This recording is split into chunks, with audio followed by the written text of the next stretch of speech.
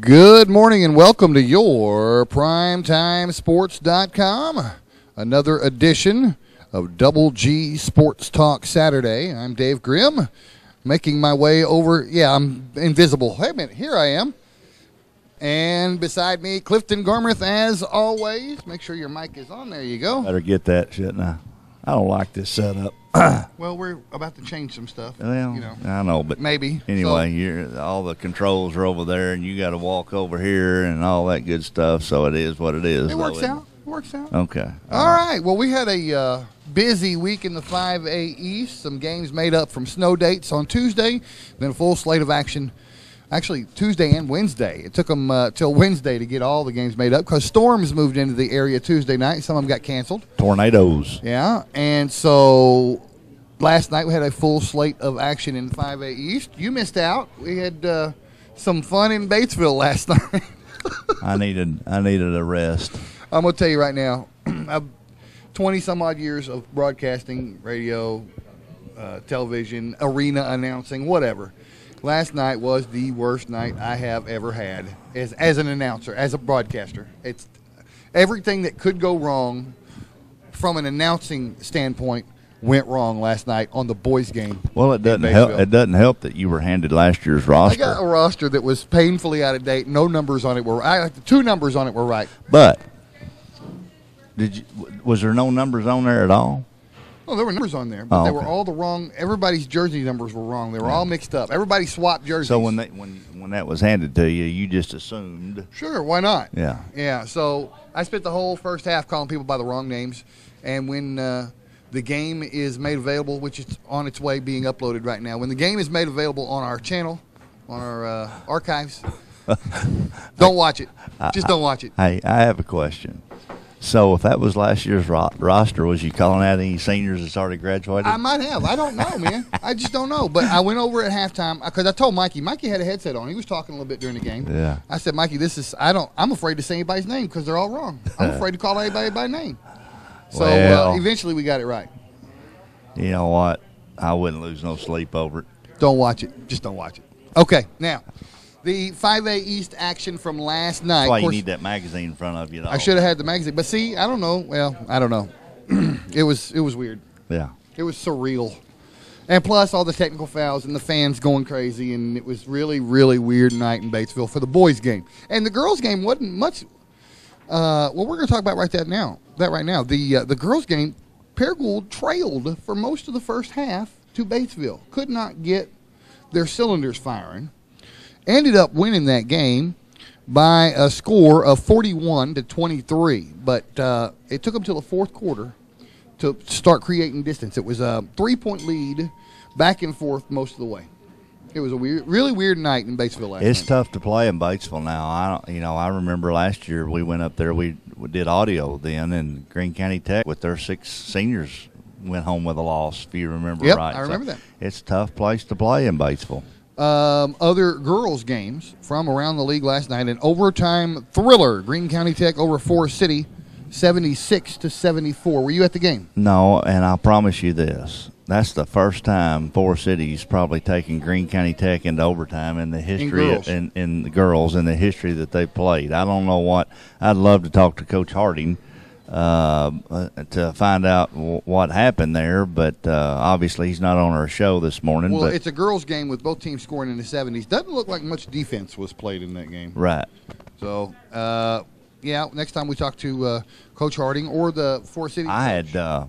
I had just talked to Coach Harris earlier this week and expressed to him how well I thought his girls had improved since he's been coaching there and how they've come along, and had no idea they were going to take Greene County Tech into overtime. Over at Greene County Tech in the arena. Yeah, but and he told me that he's never had his full 5 starters there for conference play yet, either because of sickness or because of a grades issue or whatever the reason may be. He's not had all 5 on the floor at one time. Well, maybe they were all on the floor last night. They could have. That might be the reason why that happened. All right.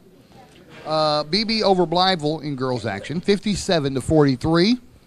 Nettleton had no problem with the Wynne Lady Yellowjackets 59-24. We'll talk to two of those winning coaches from last night at some point on the show today. Coach Jay Cook from Paragould Lady Rams and Coach Jason Smith from the Nettleton Lady Raiders. Both will be on the show this morning.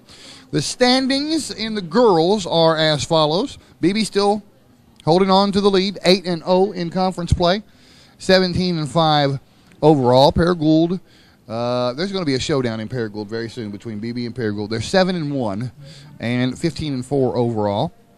Greene County Tech, yeah, I would like to really see that game. Yeah, well, I would too. I don't know. Yeah, we're going to be somewhere else. 16-2 for Greene County Tech, 13-7 overall. They are in a strong third place. Nettleton 5-3, 10-11. They have a losing record overall because they played some awfully tough non-conference games, but they're 5-3 in conference play. That's 1, 2, 3, 4. Batesville on the outside looking in, 3-5, 5-12.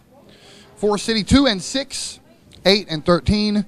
Blytheville 1-7, 4-16, and Wynne 0-8. Poor Wynne. They just can't seem to. They've won one game all year, 1-18 overall. That sounds like the Batesville boys. Well, we're going to talk about that next. Yeah. The Batesville boys played last night against Paragould, and Paragould pretty much owned the game from the jump. Final score on that one was 58-34. Technical fouls being issued left and right, all to Batesville, and an intentional foul as well, and fan disapproval from both sides. What is Batesville? There were some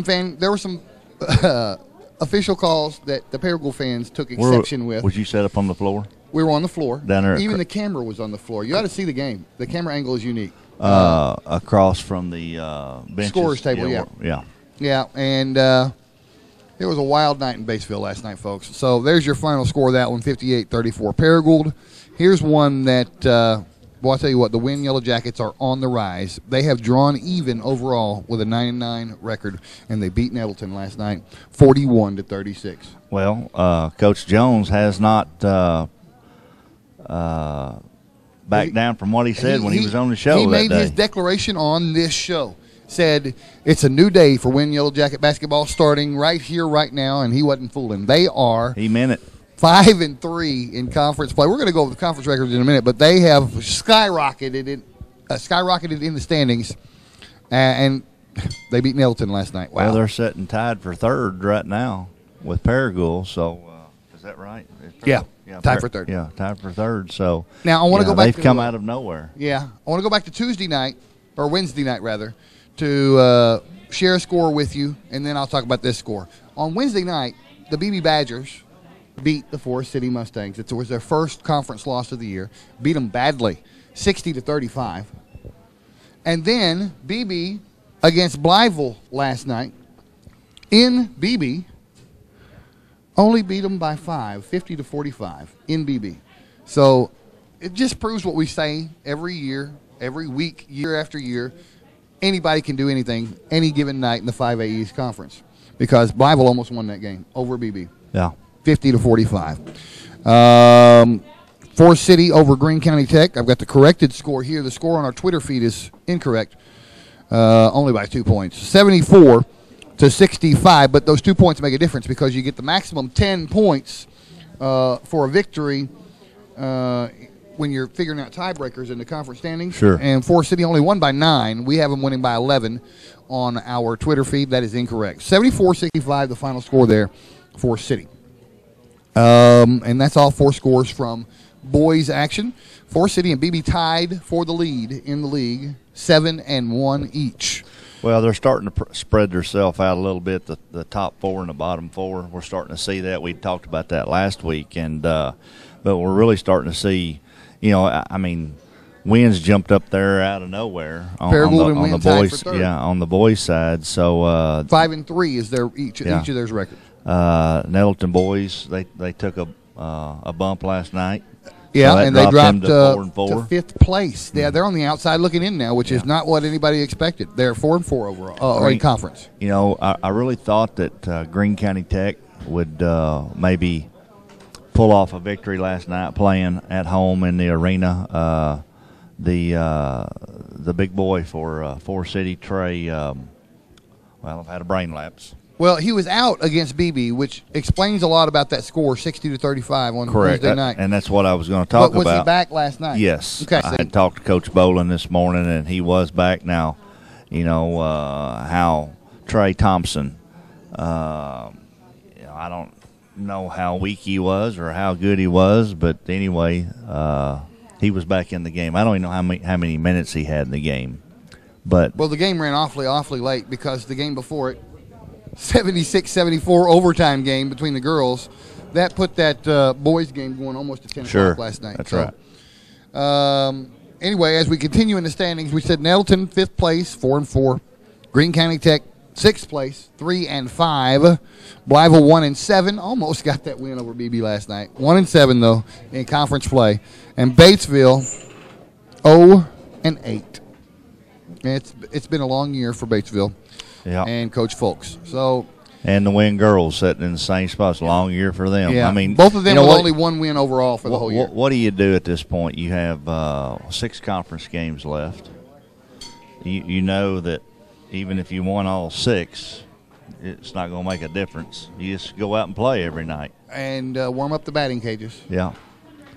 Warm up the batting cages. That's what you do. Well, that's the standings. That's the scores. Guests this morning, I want to talk about this. Our first guest, we actually hold this up for me, would you? The first guest we have is Skyler Bowlin. Now, those of you from right here in Paragould know that he was a 2007 graduate on the state championship Greene County Tech Eagles.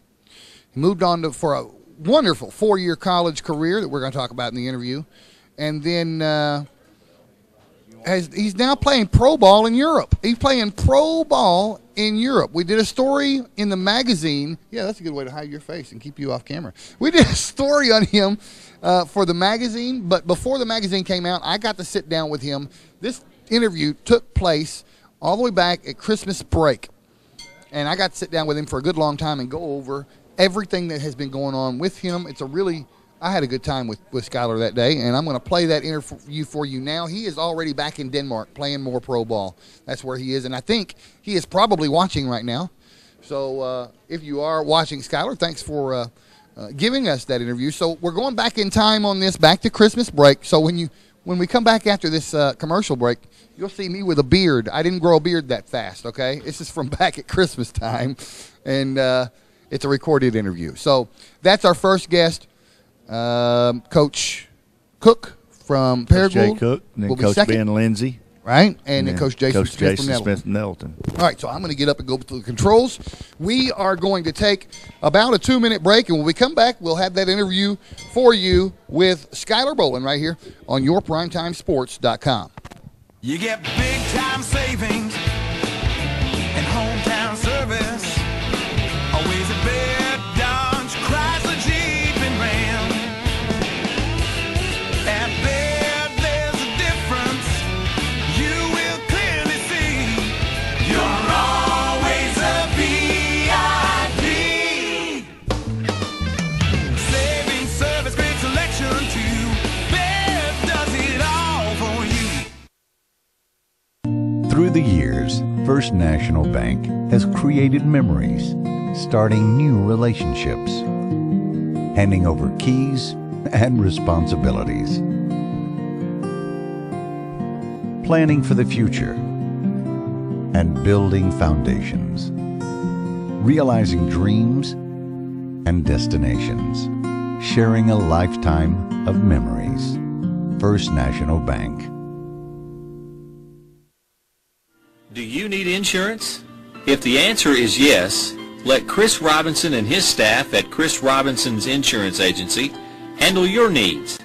Whether it's auto, life, business, or planning for your retirement, Chris Robinson's Insurance Agency is ready to serve you and your family. Come by Chris Robinson Insurance Agency, 1211 West Court Street in Paragould. Retirement? It's never looked so good. Welcome to Chateau on the Ridge Assisted Living in Paragould, Arkansas.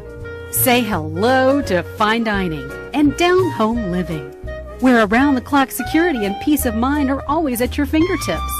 And front row seats to the best shows, they're included. We call it Chateau on the Ridge. You can call it home. Call or visit today to get the whole scoop. Hi, I'm Metal Rock Lemon. And when I'm in Northeast Arkansas, when I watch sports, I watch all my sports on YourPrimeTimeSports.com. You should too.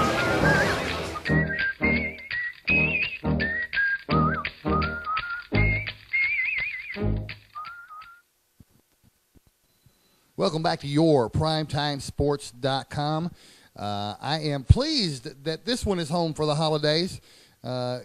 He should be familiar to you guys. This is Skyler Bowlin, Greene County Tech grad, and then all the way up at Missouri State. He played for 4 years, and then he has gone on to a pro basketball career overseas. We're going to talk about all of that with you today. Thanks so much for sitting down with us. Yeah, it's good to be here. It's good to be back home. Okay, so people may not be caught up to where you are right now. We're going to start at the beginning and work our way forward in time. Okay. You graduated from Greene County Tech in what year? I graduated in 2007. So you were on that state championship team, the first of, they had one in 07, skipped a year, and had one in 09. Exactly, yep. So you were on the 07 state championship team for Greene County Tech and then got recruited to go play for Missouri State. Missouri Southern State. Missouri Southern State. Yes, okay. yes. In Joplin, Missouri. In Joplin, yes, okay. Yes. And had a 4-year career there. Yeah, had a good 4 years there. It was it worked out perfectly. It was it's a Division II school, and I signed in there's 2 signing periods. I signed in the early signing period,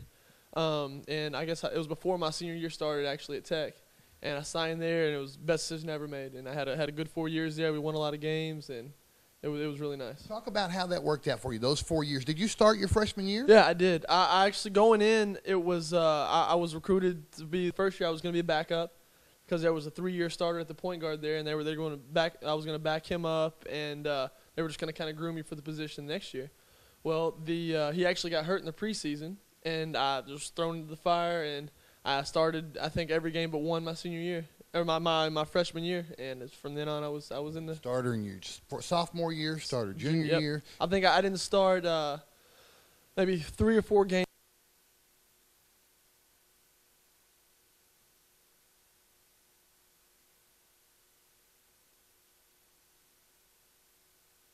My entire career there. One my freshman year, and I think 2 or 3 my junior year.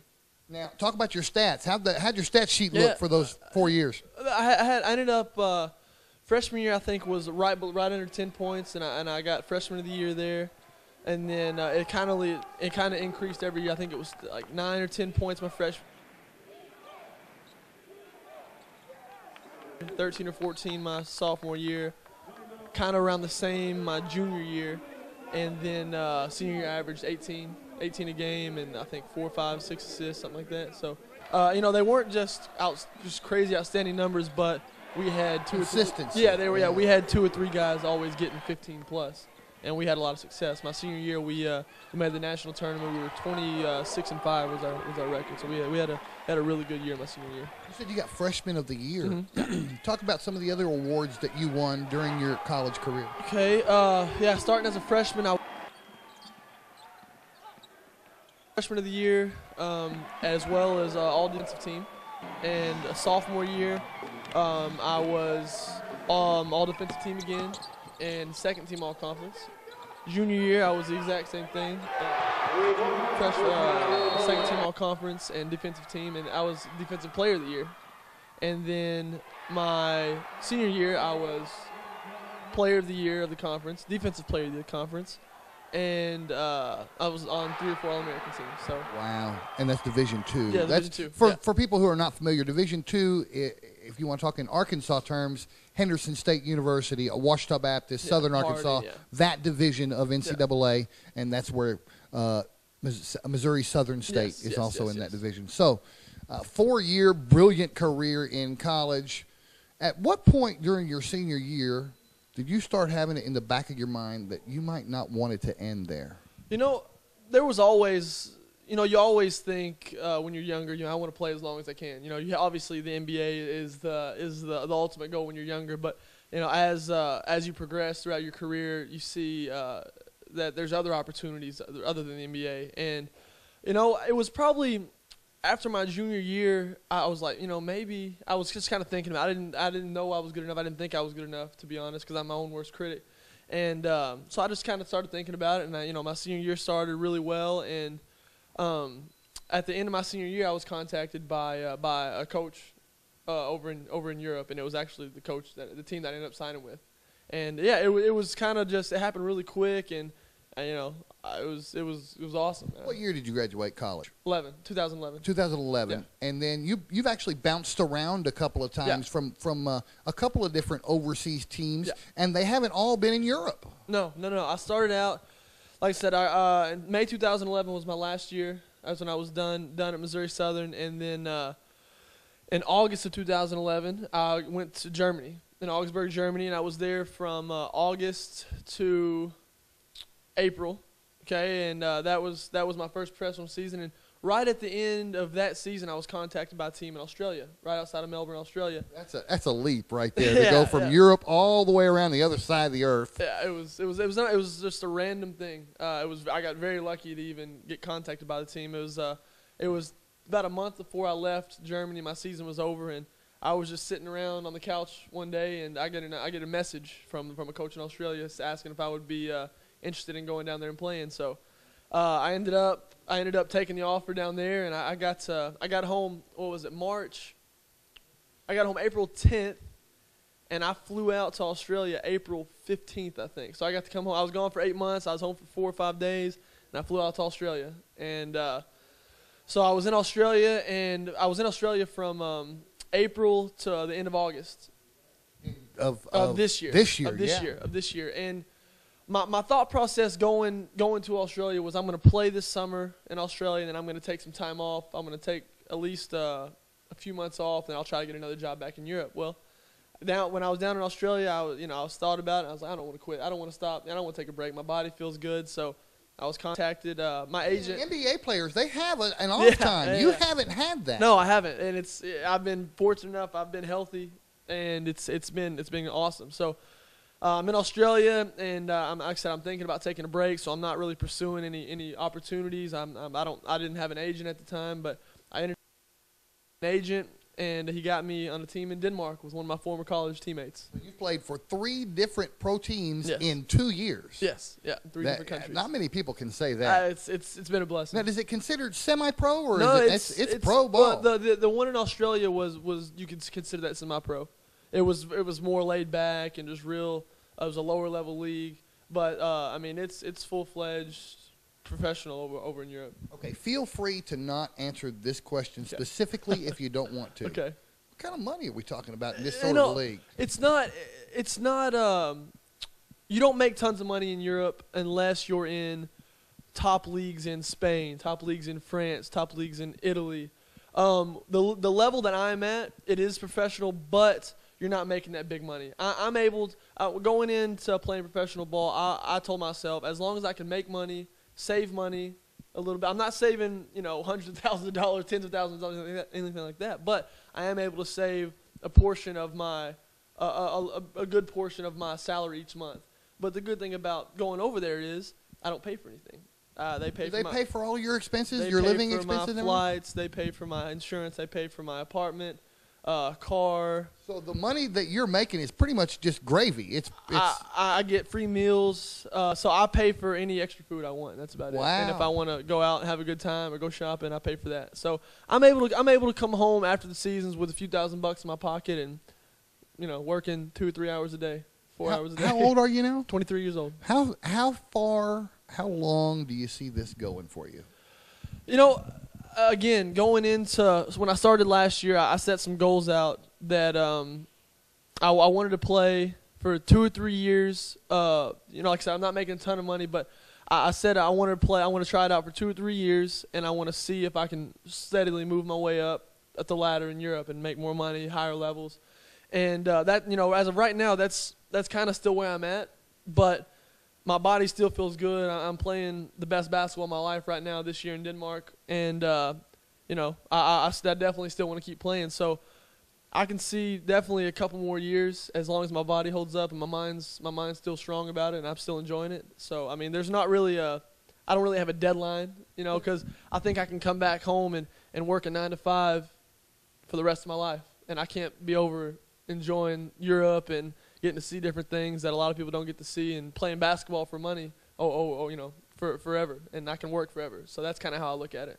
I want to take a break. We're going to take about a 2-minute break. When we come back, I want to talk more about the stats that you have amassed, if you know them off the top of your head, the stats that you have amassed for these 3 pro teams you've played for, and any other future plans that you might have. So we'll talk about that when we come right back on yourprimetimesports.com. You get big time savings and hometown service. Always a bed, Dodge, Chrysler, Jeep, and Ram. At Baird, there's a difference you will clearly see. You're always a VIP. Saving service, great selection too. Baird does it all for you. Through the years, First National Bank has created memories, starting new relationships, handing over keys and responsibilities, planning for the future, and building foundations, realizing dreams and destinations, sharing a lifetime of memories. First National Bank.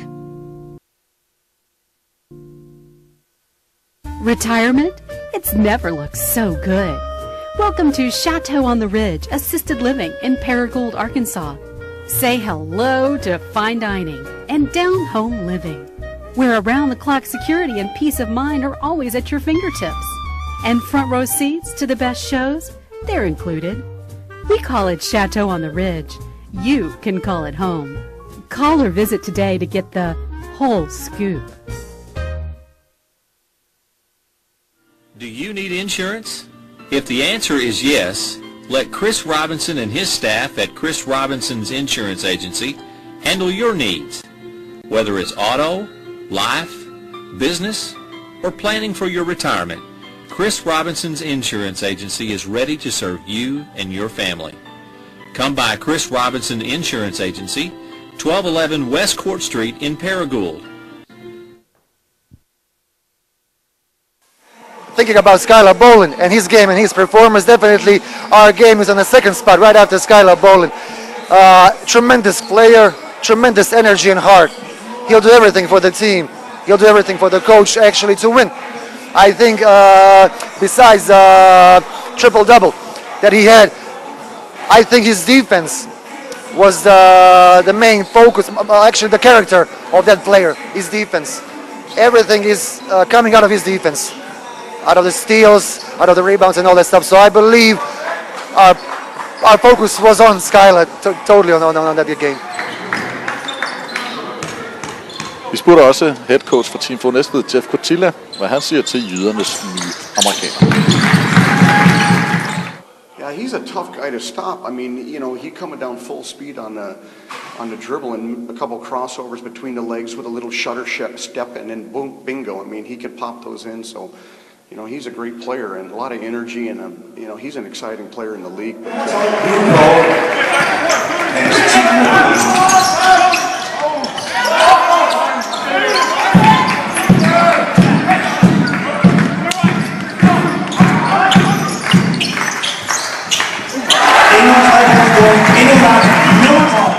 The Danish basketball it's good so far.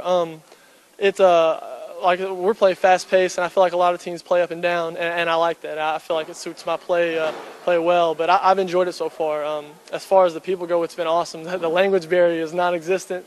Thank goodness, most everyone speaks English, which is nice. But I've got nothing but good things to say about the league so far. And welcome back to your PrimetimeSports.com. I am visiting with Skyler Bowlin, 2007 Greene County Tech graduate for the state champion Greene County Tech Eagles, and then a 2011 graduate of let me see if I get this right again, Missouri Southern State. Yes. I said it wrong.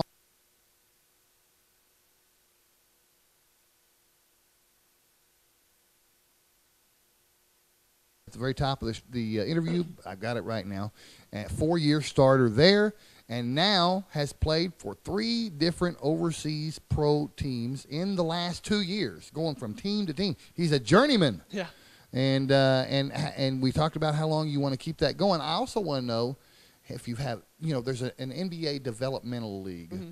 Have you had any contact with those guys at all? Well, when I was in Australia and I was thinking about coming back here and not playing, I was actually in contact with a coach for the Tulsa 66ers developmental league. It's the Oklahoma City Thunders. They were in the same league with the Little Rock team that was. I don't know if they're still in the ABA. The Rim Rockers. No, they're. I don't think they're in existence anymore. Okay. I don't think so. But yeah, I was in contact with him, and had I come back to the States and stayed, then I was gonna try to get on with them and have a workout with them.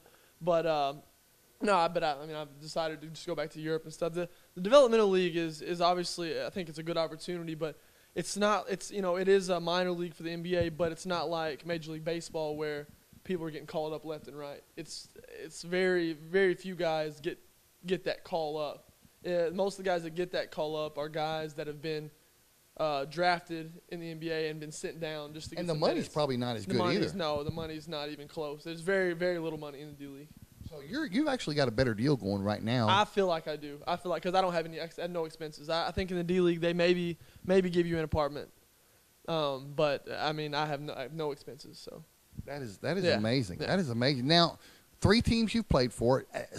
Give us the names of those teams in case somebody wants to look this stuff up on the internet. Okay, the first one's a mouthful. Okay. I was in Germany, in Augsburg, Germany, and it took me 6 months to be able to pronounce it. So we were the. You couldn't pronounce it while you were playing. It was weird. That's great. We were the BG Leidershofen / Stadbergen, two cities, and 2 small towns. So the BG Leidershofen Stadbergen. You want to spell that for them? Yeah. Stadbergen, Top Star Red Kangaroos. Top Star is our big sponsor. Look for it's in Germany. Look for the Kangaroos basketball team in Yeah. Germany, and it'll probably bring it up if you do a search. There's only one. So I was there, and then after that I went to Ringwood, Australia, right outside of Melbourne, and I played for the Ringwood Hawks. Right. And now I moved to Denmark. I'm in Horsens, Denmark. Horsens. Now I saw your stat or your player profile for the team that you're on now, Yeah. and you're in mid-season right now. Yes, You're still playing for those guys. Yeah, we're having a good year so far. We're 13-4, second place right now, which is way beyond their expectations of us to begin the year because it was they put the team together, 1 player returning from last year, and they expected it to be a rebuild.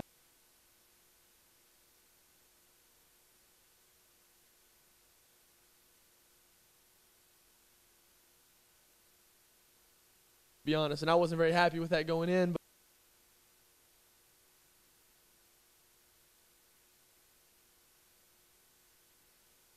decided, we'll see what we can do. Now, have they taken a break for the holidays, and that Yes. allowed you to come Yes, home? yes. They're not playing any games without you right now, are they? Okay. No, so when do you go back? I'll leave next week, the 28th. Now this will air.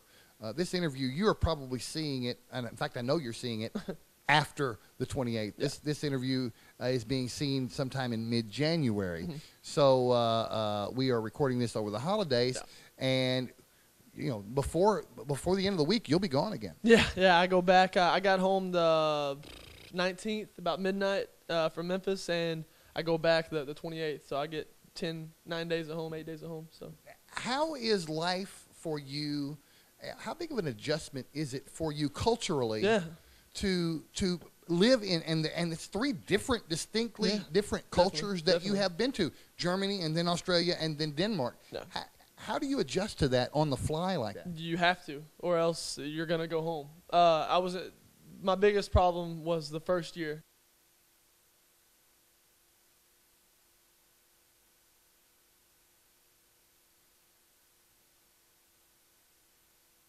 Germany. The first 2 weeks over there I was miserable. Hated every bit of it.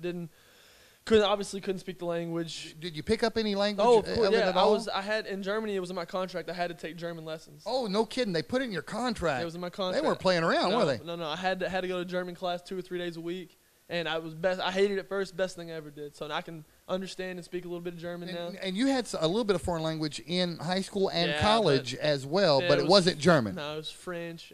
I don't know anything. Wow. Yeah, no, I took the easiest Went route. in there just blind. Yeah, it was awful. Wow. But it was, I took German classes, which was nice. But it was a big adjustment at first, going over there my first 2 weeks. But after about 3 weeks over there, I just sucked it up, and I loved every bit of it after that. And then you go to Australia, where they speak English. Yeah, oh my And goodness. you were like, oh, thank you. The biggest adjustments down there was driving on the left side of the road. Yeah, that's right. You're right. And I was terrified. How many wrecks did you have while you were down? None, thank the Lord. But it was miserable. I didn't drive the first month I was down there. Just take me wherever. Yeah. But yeah, the down there was very similar to America. So they don't drive on the left side in Germany. They drive on the right side. Yep. Okay. Did you ever go on the Autobahn while you were in Germany? Yes, yeah, of course. Just flying. Going to pick up my parents and my cousin that when they came down, just straight from Augsburg to Munich, 45 minutes straight down. Literally no speed limit whatsoever. No, you could drive 200 on the thing. I was going. There's 3 lanes. Right lane is the slow lane. Middle lane is the middle lane, and then the left lane is the fast lane. And I didn't have an Audi or a Beamer down there. I had a nice car, but it wasn't anything like that. So I'm in the middle lane normally, and I'm going equivalent to probably 100 miles an hour. And if you go any less than that, they're going to run over you. Well, if I was in that left lane going 100 miles an hour, they would run flat over me. There were cars going 150 to 180, 190 miles an hour. My wife and I have driven frequently in Atlanta, and we complain about the speed that they drive down there. It's nothing compared to what you've seen. I mean, I'm going 100 miles an hour getting past like I'm standing still. So it was definitely. Of course, I tried to get up there and go fast with them, but there's no way. And then you had to turn around and drive on the left side of the road in Australia. Yeah. It was awful. Oh my gosh! All right, so how long were you in Australia now? I was in Australia from April to the end of August. Okay, so what? 5-6 months. 5-6 months, and then I came home for 5 days. No, I came home for 7 days, and I went to Denmark. Back out again. Right back out. Now tell us about Denmark. I mean, they speak Danish, obviously. Yep.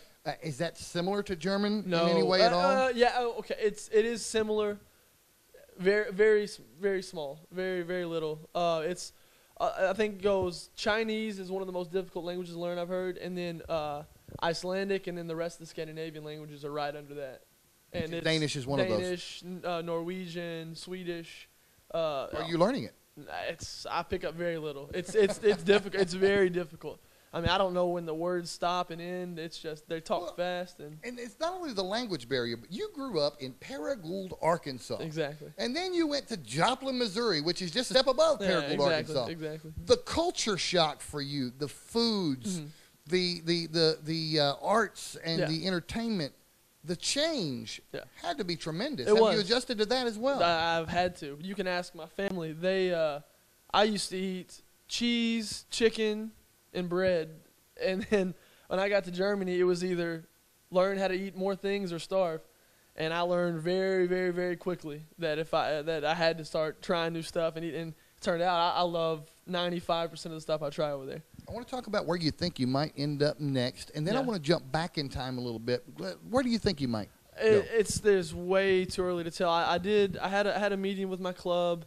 And I'm going to be able to go back to my club that I'm at right now next year. The Denmark team. The Danish team, yes. Do you still think you might end up with the German team at all? Or is it the same league with them?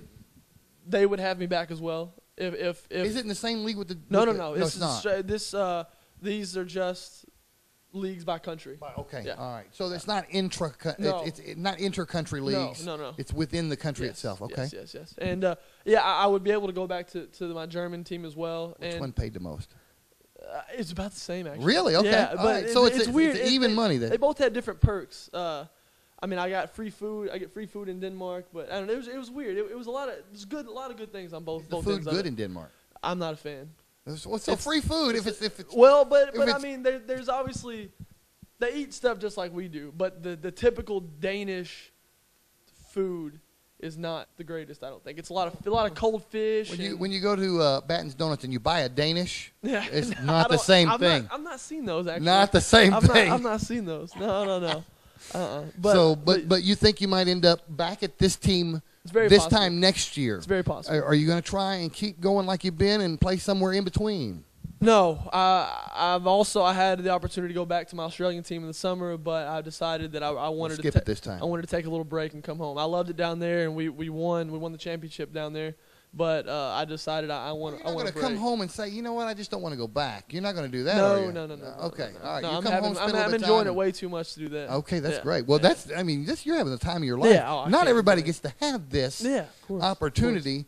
You got to do it for as long as you possibly can. Yeah, that's how I look at it. It is. I want to take one more break, and when we come back, I want to talk about the Joplin tornado. Yeah. All right, sure. So we're going to take another break, another 2 minutes, and when we come back, we'll finish up with Skyler Bowlin right here on yourprimetimesports.com. You get big-time savings and hometown service. Always a bed, Dodge, Chrysler, Jeep, and Ram. At Baird, there's a difference you will clearly see. You're always a VIP. Saving service, great selection too. Baird does it all for you. Do you need insurance? If the answer is yes, let Chris Robinson and his staff at Chris Robinson's Insurance Agency handle your needs. Whether it's auto, life, business, or planning for your retirement, Chris Robinson's Insurance Agency is ready to serve you and your family. Come by Chris Robinson Insurance Agency, 1211 West Court Street in Paragould. Make the switch now to no-fee banking. First National Bank provides me with totally free checking, and as a business owner, that helps keep my customers satisfied. At First National, there are no fees and no hassles. Express yourself by choosing a debit card that fits your personality. I switched my bank to First National because of no monthly debit card fees. Are you ready to switch? First National Bank, the working bank for working people. Member FDIC. Let us show you how easy switching can be. Retirement? It's never looked so good. Welcome to Chateau on the Ridge Assisted Living in Paragould, Arkansas. Say hello to fine dining and down-home living, where around-the-clock security and peace of mind are always at your fingertips. And front row seats to the best shows, they're included. We call it Chateau on the Ridge. You can call it home. Call or visit today to get the whole scoop. And welcome back, yourprimetimesports.com. I don't get to talk to a current pro basketball player every day. I did talk to a former pro basketball player when I talked to Meadowlark Lemon. This guy's playing the game right now. It's Skyler Bowlin from right here in Paragould, Arkansas, Greene County Tech grad, and a grad from Missouri Southern State. There we go. Housed, it's in Joplin, Missouri. Yeah. And back in 2011, or was it 2010? 2011. 2011. There was a devastating, wiped out 75% of the town or more. It was a lot of it. Tornado that hit Joplin. Everybody has heard about this tornado. We sent aid from Paragould up to Joplin at the time. You were in Joplin when it hit. Yeah. Talk about that. It was definitely a wild, crazy experience to be there and kind of see what had happened. But it was a Sunday. It was May 21st. I think it was it was May 21st, and it was a Sunday. My roommate had just graduated the day before, and so all the students had basically been gone. You graduated? No, I still have 6 hours left. Okay. 6 hours left. So I'm gonna go this summer and finish up. My roommate had just graduated the day before, and I was gonna stay one more day and hang out with friends and everything. And I planned on leaving on a Monday, the next Monday. And so it's that Sunday, and it's just a normal Sunday. Joplin High School's graduation was at our college that afternoon, and I go to a movie about 4 o'clock, and so I'm in the movie, and of course, just like it is here, they're calling for storms and thunderstorms and possible tornadoes, but that's normal. We have it here, and no one thought anything of it. So I'm at the movies, and all of a sudden, they shut the movie off. And you hear the wind and stuff outside. They shut the movie off, and we're sitting there, and no one knows really what's going on. And after about 5 minutes of just sitting there, somebody came down and said, "There's going to be a tornado. Take cover." So we go down to the very bottom by the screen, and we're just hanging out there. And that's the lowest point of the building. I was in the safest place possible, the absolute safest place possible. And so we're down there for 15 minutes, and people were getting calls here and there. The phones were kind of messing up at the time, and people were getting calls. You know, so the big Dillon's is a grocery store there. Dillon's has been hit, and still, you know, when you think of that, I think roof damage. You know, I think a window maybe had been blown out or a tree maybe had fallen. That wasn't the case. No, not at all. And still, you know, people getting calls, oh, this has been destroyed. Well, still you think destroyed. We're not talking destroyed. We're talking about obliteration. Yeah. But at the time, you still think, oh, they're making that up, you know. Well, after about 30 minutes of people really getting phone calls saying this is gone, we get up and it's everything's clear to go. They let us go outside, and I drive about half a mile up the road, and it's like I drive like over this hill, and you just kind of look out and just see everything that had happened, and it's flat. People freaking out, you know, running around trying to find family, and it was definitely it's not a good experience to have. I don't remember off the top of my head the figures of how many people lost their lives in that. 162. Did you know any of them? I did not. It was there were just a couple people affiliated with Missouri Southern that it did. I think a couple professors maybe, or somebody affiliated with the school, but no students died that I can recall. But there were. The sad thing was that Joplin High School just had their graduation, just got finished. All the kids were, I guess, leaving the college and going downtown to go all eat with their families and stuff, and a few of the went right through there, right through it, and that was pretty tough to hear about. Now, meanwhile, while this is happening, it's making national news. Yeah, it's breaking into our programming here, and your dad's watching the TV. Your mom and dad are freaking all the way out. Yeah, I mean the phones were not they were not working at all, and like I said, I was in the movie theater, and I think Mom and Dad would probably try to call me for 30, 45 minutes and nothing. You know, and obviously there's reports of it being a massive tornado, this and that, and they can't get a hold of me. So naturally they're freaking out. But finally, I can't remember who got a hold of me first. I don't think it was Mom or Dad. I think it was one of my friends maybe, and then they kind of relayed the message, and I got to talk to everybody finally. But the phones were messed up for the entire day, the rest of the day, so it was very little contact with them. But we eventually did. How long after the touchdown of the tornado and how long after that? Probably an hour. 45 minutes to an hour. That had to been the longest hour of Coach Bowlin's life. No, it had to have. Yeah, it was. I mean, obviously, I knew I was okay, but I can't imagine what they were thinking, what they were going through. Probably thinking the worst, if I had to guess. But I was by the sheer grace of God, you were in the right place to avoid being, injured or whatever. Yeah, I mean, I could have easily been right downtown at a restaurant getting something to eat at 5:00, but thankfully I was a half a mile south of it in the movie theater, but I was very lucky to not be in the path of it. We're glad you weren't. Yeah, I mean my two of my other roommates just moved out of our house and moved into a house right in the path of the tornado and completely destroyed everything they had. Wow. And thankfully they weren't there, but it was scary stuff. Well, you're okay. Yep, and it's you all moved good. on to this pro career. Yep. And also, I want to point out before we let you go that our by the time this airs, it will already be out. Mm-hmm. If you get a copy of our Your Primetime Sports magazine for basketball, the 5A East basketball preview, there is a feature story about the Sky Man. In fact, we've got your picture down at the bottom right corner of the cover. Yep. By the time this airs, the magazine will already be out. Cool. Pick up a copy of that from me or Clifton or one of the schools, the 5A East schools that are participating in distributing that magazine for us, and you can read about Skyler and pretty much in detail everything we just talked about on the interview. Thanks so much, Thank man. you very much. I appreciate you. Thank you very much. And send me back some gear from one of these teams, I've got a hat or something. I'll bring quite a bit back after the season. Don't send Clifton anything. Send it to me. He may. I don't know. We'll Thanks for joining us. Thank you very much. I enjoyed it. We'll be right back on yourprimetimesports.com. You get big time savings and hometown service. Always a bed, Dodge, Chrysler, Jeep, and Ram. At Baird, there's a difference you will clearly see. You're always a VIP. Saving service, great selection too. Baird does it all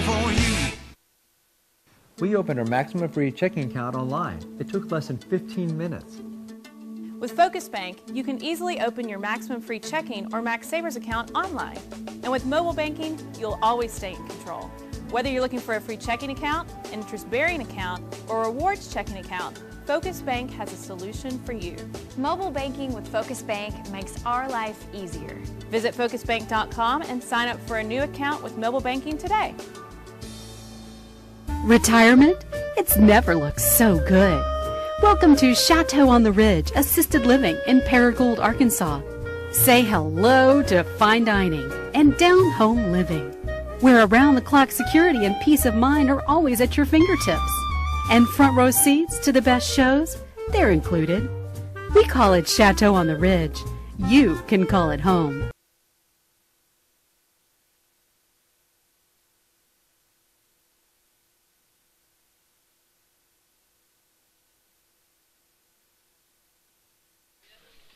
Welcome back to YourPrimetimeSports.com.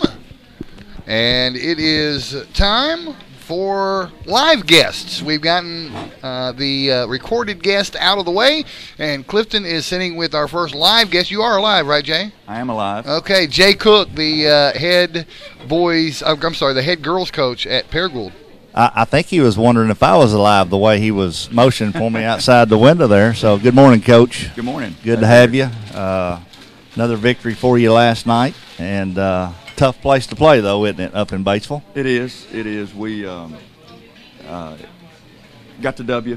You know, bottom line, we went up there and survived with a win. And you know, I've told people for the last 12 hours, you know, it'd be real easy to talk about how bad the game was, how bad we played, but you know, on the flip side of all that, road game, hard to play on the road. Batesville's always a hard place to play.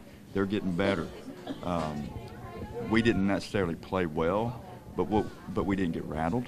We stayed the course. You know, we didn't panic, and we figured out a way, you know, throughout the game to ease on out there and get an 18-point win. So we're proud of the way the kids overcame some things. We got in foul trouble, threw the ball all over the gym early in the game, missed 4 free throws first of the game. You know, we're down 6-4 at the end of the first. I mean, that's how bad we were playing, and figured out a way throughout the game to come on and figure it out. But Batesville, being 3-5 in the conference after last night's play, you know, they've had their own struggles throughout the year. So if you have to have a game that maybe is on the road, like you said, and it's a game that the girls don't come out firing on all cylinders, that probably was the game to have that in, and just get back to normal play starting next week. Yeah, and I think you got to give them credit. You know, they were 3-4 going into the game. They were one game out of the playoffs. That's right. You know, I mean, they were one game behind Nettleton, and so they were. You know, they still have hope. They still had some things to play for, and we, you know, we went up there thinking we were really going to have to play, and to their credit, they really got after us early and kind of hit us in the mouth, and you know, we woke up, you know, early enough to go ahead and overcome it. So, what were the struggles in the first half? Was it just were they pressing? I mean, because I was not there, so I'm just kind of. I really couldn't tell you. I don't think, you know. Again, you got to give them credit for guarding us pretty good, but you know, there were things going on like dribbling the ball off our foot. Not even a mishandled ball on a pass. I'm not sure I've ever seen anybody on your team dribble a ball off their foot. Oh, it happens. And it happened last night. And, you know, we passed the ball, and it wasn't a mishandled ball. We just threw it in the bleachers. Right. You know, I mean, it was just uncharacteristic, crazy stuff that but again, you know, it'd been real easy to say, oh, my goodness, what's going on here, what's going on, and get worse and worse and worse. But we just kept on plugging, kept on staying with it, and defensively, you know, we preach to our team all the time how important it is to be able to guard people and stop people, and it's specifically, you know, last night gave me perfect justification for this is why we work on defense all the time. Right. We couldn't get it going offensively, but we held the other team at 23, so you know, we're proud of that.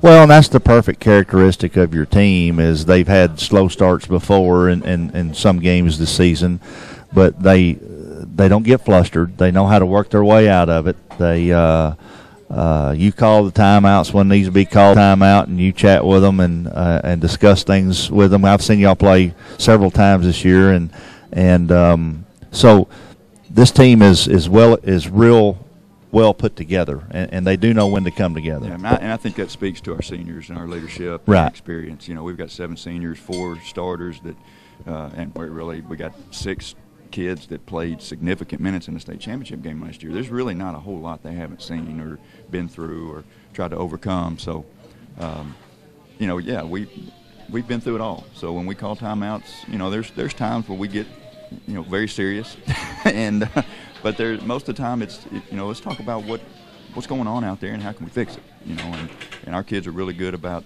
paying attention and trying to figure it out. So who highlighted the night, if anyone did, last night as far as the game being played? Well, we talked at halftime. You know, it was 14-13 at half. You know, that's how. That's pretty. That's like a junior high score. Yeah, it wasn't exactly exciting, but you know, we got to halftime and we just talked about, you know, gritting our teeth and really getting aggressive offensively and trying to get things going and trying to get the ball to the rim, trying to get a putback, trying to get to the free throw line. We went to the free throw line 25 times last night, so that just speaks to, you know, we were aggressive. Sure. We just couldn't get a ball to go down. But I thought Sydney Layrock in the third quarter, she battled foul trouble all night long. Every time she went out there, she'd get another foul and have to come sit back down. She'd go back out there, get another foul, come sit back down. Early in the third quarter, I really thought she brought some intensity and toughness on the offensive end to us that kind of got us over that hump a little bit and got us going offensively. Rachel Dykus, who has been our leading scorer most of the conference season, shot the ball really well, fumbled her way to 9, led us in scoring with 9, right. and made some plays in the third and fourth quarter that kind of helped us get over that hump. How big an asset has Rachel been this year for you? To me, she's been such an improved player over last year. I think you got to look at, you know, the past when we've had Morgan Trepo, Savannah Walker in the post. It's been really, we've been more of a post-oriented team. As the development of Sydney Layrock and development of Rachel, we've kind of evolved into a more perimeter-oriented. Savannah's still solid inside. Sarah's not your true post-up type player, Sarah Dykus. So, you know, Rachel's development has meant the world to us. I mean, the fact that we're getting a lot of production from that position, you know, and here we are talking about all these players, and you know, Carson Gill's still the unsung hero. I mean, well, sure. I mean, well, there's not a better general out there than Carson really Gule, and I wouldn't trade her for anybody. And I'll tell you something: if you take her out of the game, you lose a lot when you remove Carson Gule out of the game, because she does so many things besides leading the team. And speaking of Carson, here comes her dad walking in the door now. How ironic is that? But she does so many things. But if you back off of her, she'll knock the three down. Yeah, and I think that's the thing about Carson is she just does whatever you need her to do. Sure. I mean, if you need a big free throw, she gets a big free throw. If you need a big 3 to keep us in the game or to put us up or to get us going, she's gonna hit that shot. Yeah. And it may not be 3 or 4 shots a game, but when she gets opportunities, she's going to come through. Well, and I brought up Rachel for the fact that, you know, we all know who Carson is. We all know who everybody in the conference knows who Sydney Layrock is and Savannah Walker. Those girls' names were around all last year going into that state tournament run. But, you know, you didn't see a lot of Sarah Dykus last year, and all of a sudden, boom, here she is. She's just playing so well this year, and she's, I guess, had her career season, you know, to this point. She's definitely had her coming out party. It's and it's been at a great time, you know, her senior year. And I think you're right. I think she's kind of, and I've said this a number of times throughout the year, she's kind of flown under the radar. You know, everybody's focused on Sydney, everybody's focused on Savannah, everybody's focused on Carson, and she's kind of been just kind of let loose to play and get open and get her feet set and knock down shots and be the athlete that she is. But you know, we hope everybody keeps letting her fly under the weight. Yeah, because she does a very, very good job of that. So, where are we at on the schedule? We can take a break right now if you want. A 2-minute break. Yeah, we'll take a break, 2 minutes, and when we come back, we'll talk about what's coming up this next week. Before we go to break, I wanted to take this opportunity to point out that last night's game, Coach, has already been uploaded to our archives, so they can go on and watch if they want. Yeah. Such as it was. Yeah. The last night's game between Paragould and Batesville. That's already on our archive. Okay. So, all right, let's take a break, and we'll be back on yourprimetimesports.com. You get big time savings and hometown service. Always a bed, Dodge, Chrysler, Jeep, and Ram. At Bear, there's a difference you will clearly see.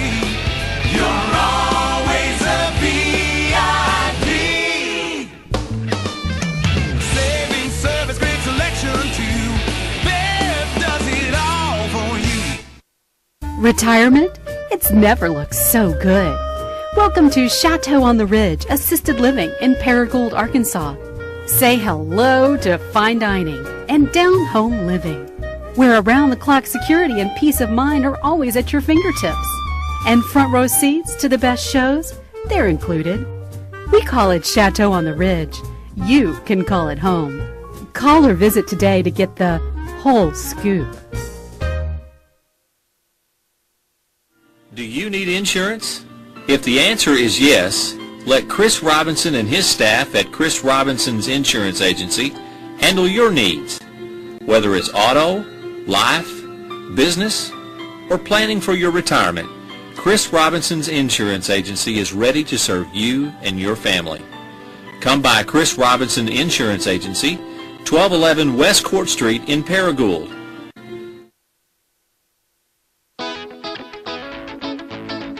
At First National Bank, you have convenience right at your fingertips. And instant buying power. It's so easy.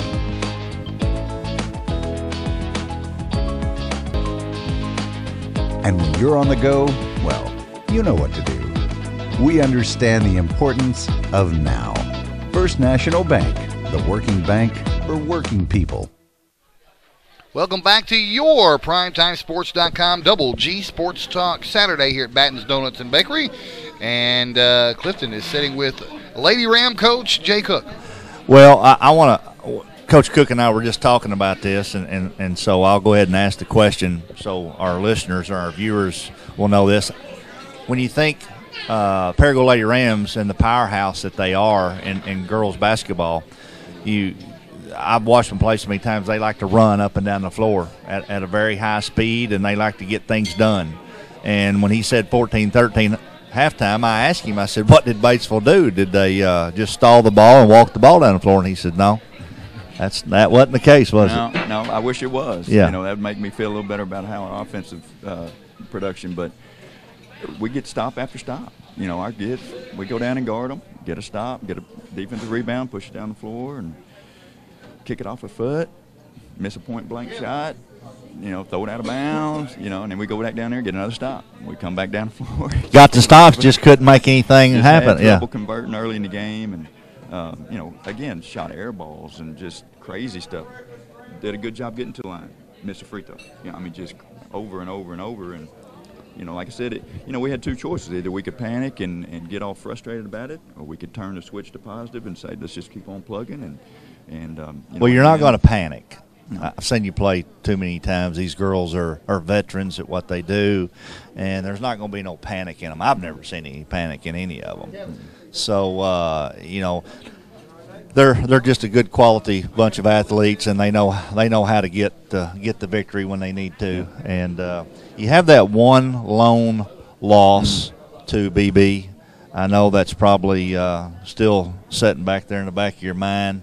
But you got them coming up, and you got them coming up at home. Yeah. So you have an opportunity. What do we got going on this week in conference play, Tuesday and Friday? Well, yes, the BB game is still a thorn in our side, but we got a lot of basketball to play before we play them. We play them the last game of the season. So if we don't take care of business between now and then, it's not going to matter. We got Blytheville at Blytheville coming up, another road game. We need to make it a focus to go, play better on the road, at least offensively, and then we got Forrest City at home, who dang near knocked off Tech last night, from what I understand. I was shocked when I told Dave this morning when we come onto the show. I said, I believe that is probably the first time in the history of Greene County Tech Forrest City girls basketball that they've ever taken Greene County Tech into overtime. It may be. but that's Forrest City. They are so unorthodox in how they play, and they're so athletic. You can't prepare for them. I mean, there's nothing you can do to play in practice the way they play. I mean, you can put 8 kids out there and run them all over the place and not simulate what they do. Right. You know, from night to night, you just never know. You know, you've got to play. You got to bring it every night, and you know those 2 games coming up, and then we come back next Tuesday with Tech at home, which will be a big game as usual, and then we go to Wynne before we end the conference season that last week. So we have let's go back over this now. We got Blytheville Tuesday night. Friday night you have Forrest City at home. Then next Tuesday you have Tech at home. Tech out at Tech. No, that's at home. That's right. That's a home game. And then the following Friday you have Wynne. Right. At Wynne, and then Beebe. No, Nettleton and Beebe. Okay. You know, and 6 games. like you said about Forrest City, it's almost that way.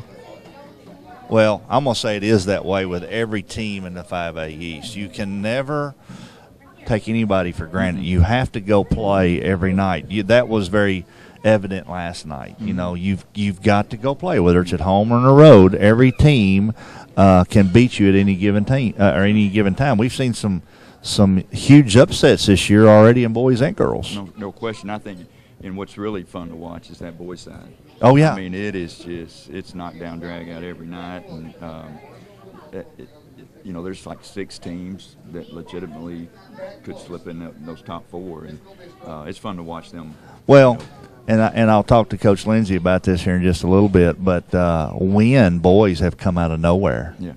And just a few weeks ago, we had Coach Jones on the show here, and he was nice enough to come up and visit with us, and he made a statement in that show that we were going to start seeing a new Wynne Yellowjacket team. And you know what? He meant it. He did. Yeah, they're fun to watch, and boys and girls. You know, there's just something about the 5A East that I get excited about. Every Tuesday night, every Friday night, with the exception of last night, I did not feel good. It's just fun to go watch 5A East basketball. It is. It's you know, I think top to bottom in boys and girls, I think you've got good coaches that run good programs, and they're always going to bring a quality team to the floor, and that's always fun to watch. I mean, people around here are pretty knowledgeable about basketball, sometimes to a fault. Yeah, I agree with you on that. But they appreciate. I mean, they can tell when a good team's been coached. They can tell when kids have been coached. They appreciate when kids act right on the floor.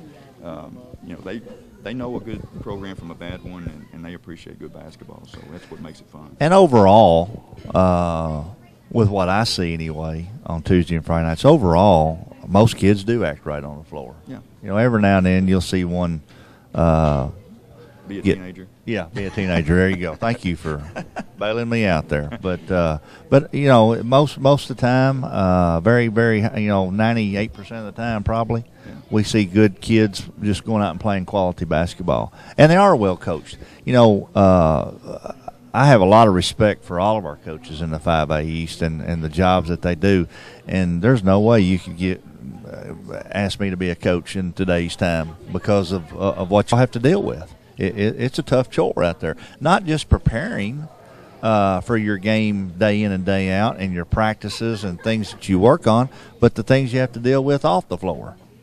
And we won't get into that very much because I don't want to put you on the spot, but you know what I'm talking about. Sure, and it goes so far beyond basketball, you know. I don't enjoy it. I mean, I enjoy basketball. I love basketball, you know, to a fault. Ask my wife. But well, and she does too. Yeah, but I love these kids, and to watch them grow and develop and mature, and you know, to watch a sophomore as immature and shaky as they are evolve into the solid, consistent. You know, watch their personalities develop. Right. You know, it's a blessing to be able to watch that kind of thing. So, you know, that's as enjoyable, and if you approach it that way, you know, and all that other garbage that can come along with it from time to time, it's not near as a big an issue. Well, is this your 5th year? Okay. The other night I was at one of y'all's games, and I ran into Morgan Trepo, and we stopped and chatted just for a second, and I asked her about her mom and things of that nature. And so anyway, how many kids, I mean, she's your lone, well, you had 2 seniors. She's your lone starting senior from last year. How many kids come back on a consistent basis and just want to stop and say, hey, Coach, how you doing? You know, or maybe watch practice or whatever the case may be? They do from time to time. That's why I'm asking, because I know they do. Yeah, and it's, you know, it's always a joy, you know, and that's what we want them to do. You know, we'll tell them before they walk out the door as a player that last time that this is always going to be their locker room, and they're welcome anytime they can be there. And I think I might have even mentioned it on the show the last time I was on. You know, we played Jonesboro early in the year, and of course I talk to them from time to time by text and just ask how they're doing and everything, and encourage them to come back and see us. And after the Jonesboro game, and we hadn't really played that well, and you know, I was in my zone, and I come in to the locker room not paying attention to anything, and right when I was about to dress the team, I looked up and there were 5 seniors. Last year's 5 seniors were standing back there on the wall, and you know, that just kind of brought it all back to, you know, sure, that's what's important. You know, that's the fact that we've got that kind of relationship in our program. It's a big family, even extended, you know, after they leave. And you know, we're at Tech the other night, and you know, I look up on the rail, and there's Emily Eubanks standing up there. You know, that was my first group of seniors. Yeah.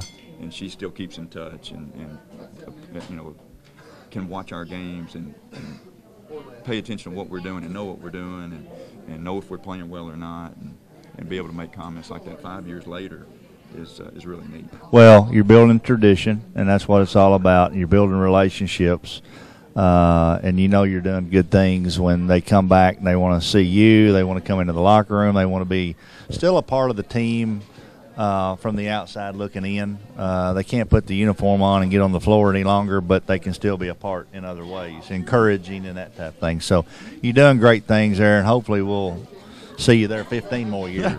So, or longer than that, you know. But you got a good group of girls here for sure, and you got a good run going, and we just got to take care of business the rest of the way out. That's right. And hopefully we'll see what happens when you play that Beebe team. Yep. So you know, Coach Richie will have his girls prepared. You know what? That might be the night that I have to say, Grim, you're solo, because I'm going to watch this game. So, but anyway, he can handle it. So.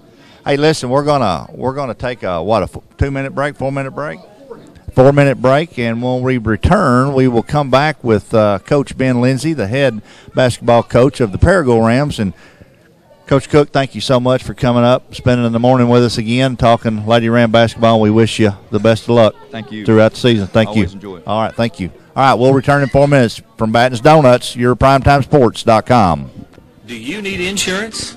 If the answer is yes, let Chris Robinson and his staff at Chris Robinson's Insurance Agency handle your needs. Whether it's auto, life, business, or planning for your retirement, Chris Robinson's Insurance Agency is ready to serve you and your family. Come by Chris Robinson Insurance Agency, 1211 West Court Street in Paragould. You get big time savings and hometown service. Always a big Dodge, Chrysler, Jeep, and Ram. At Baird, there's a difference you will clearly see. You're always a VIP. Saving service, great selection too. Baird does it all for you. At First National Bank, you have convenience right at your fingertips. And instant buying power. It's so easy.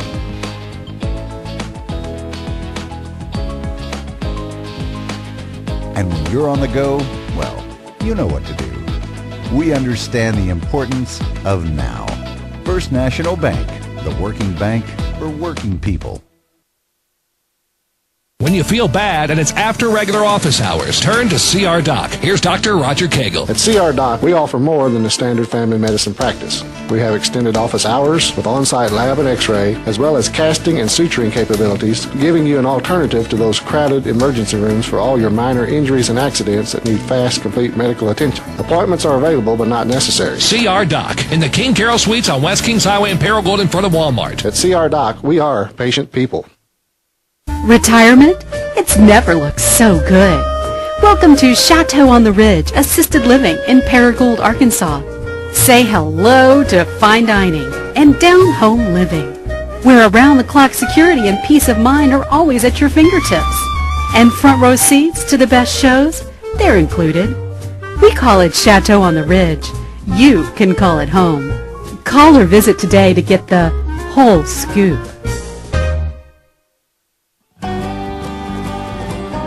Mr. T's Riverside Cafe in Cardinal, Missouri for breakfast, lunch, and dinner. Open 7 days a week, 6 a.m. to 8 p.m.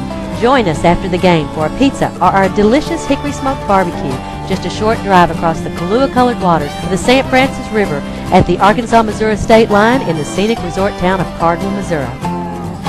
Mr. T's at Riverside. Cavanaugh Kia's Pre-Owned Superstore. Your one-stop car shop to find the vehicle you deserve. Every make and model is right here on our lot. Chevy, Ford, Toyota, Nissan, Lincoln, Cadillac, and more. With a huge selection of cars, trucks, vans, and SUVs. We also have a great variety of certified pre-owned Kias with America's best warranty, 10 years, 100,000 miles. You'll never have to drive anywhere else than Cavanaugh Kia's Pre-Owned Superstore. Visit us today on Stadium Boulevard, just south of the bypass, or online at CavanaughKia.com. We opened our maximum free checking account online. It took less than 15 minutes. With Focus Bank, you can easily open your maximum free checking or Max Savers account online. And with mobile banking, you'll always stay in control. Whether you're looking for a free checking account, an interest-bearing account, or a rewards checking account, Focus Bank has a solution for you. Mobile banking with Focus Bank makes our life easier. Visit FocusBank.com and sign up for a new account with mobile banking today. Hi, I'm Middle Rock Lemon, and when I'm in Northeast Arkansas, when I watch sports, I watch all my sports on YourPrimeTimeSports.com. You should too. Thank you, Meadowlark Lemon. Welcome back to YourPrimeTimeSports.com. Our next guest is now at the table with Clifton. It is Coach Ben Lindsey of the Paragould Rams. All right, welcome back, and good morning, Coach Lindsey. Good morning. Glad to be here. A little road trip last night? It was. We got in a little late, but anytime you get a W, it's worth it. You know, when I texted you guys earlier this week, asked you to be on the show, it was about time to bring you back on and talk about where we're at in the conference and things that are going on. As soon as I sent those texts out, I thought, oh, no, we are going to Batesville Friday night. And I try not to bring people on when they have them long road trips. Right. But you guys were gracious enough to say, sure, I'll be there. And I thought, okay, we're good to go. Then I'll back you up as far as I can. So we ran Skyler Bowlin. We've been waiting on a special time to run Skyler's video. We interviewed him back in December. But, yeah, tough place to play at Batesville. We won't get into all the what we were talking about off the air, the things going on there. But tough place to play, and it's hard to get a win out of there sometimes. It is, and I'll say one thing about them. I was shocked at the crowd that was there last night, and I don't mean to be disrespectful about that, but you know, fans are fickle, and you know, if you haven't had the type of season you'd hoped, you know, your crowds. I mean, that's in any sport, anywhere. Your crowds aren't as good, and we pulled up in the parking lot last night, and it was packed. The thing about Batesville. And they've always been like this all the way back to when I played, and that's 38 years ago.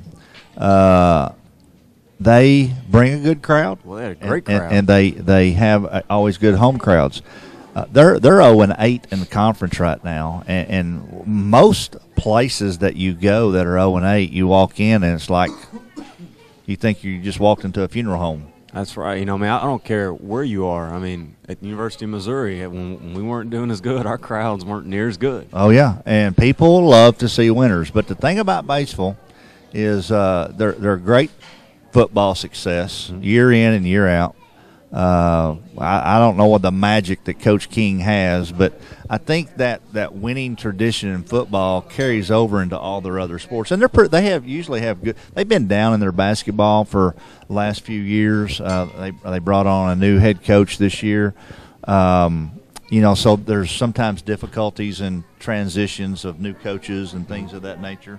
I think it's one of the things that you've been very successful with this year, but they just always have crowds in that gym. So, yeah, it's a tough place to play. Yeah, I mean, good for them and their crowd and their support. That's good now, for those kids. Tell us about what took place and how the game went last night. It'll be uploaded on the video later on today. The girls is already up. People can go on and watch it if you weren't there. I was not there, but where were you at last night? Playing hooky. Playing hooky. I know it's no excuse, is it? We were on the way to the game. Me and Mikey Dupuy, the cameraman, on the way to the game. We're about cord, okay? We're going to the back way.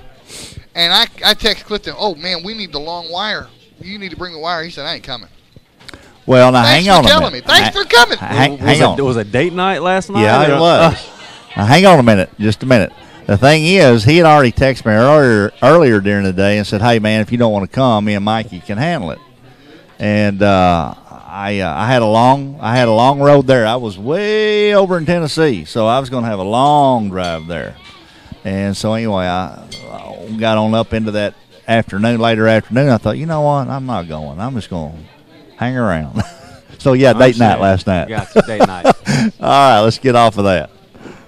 So, but anyway, get back to your basketball team. Kind of play it out for us and tell us what happened. And I was proud of the kids and having the right mindset when they came out.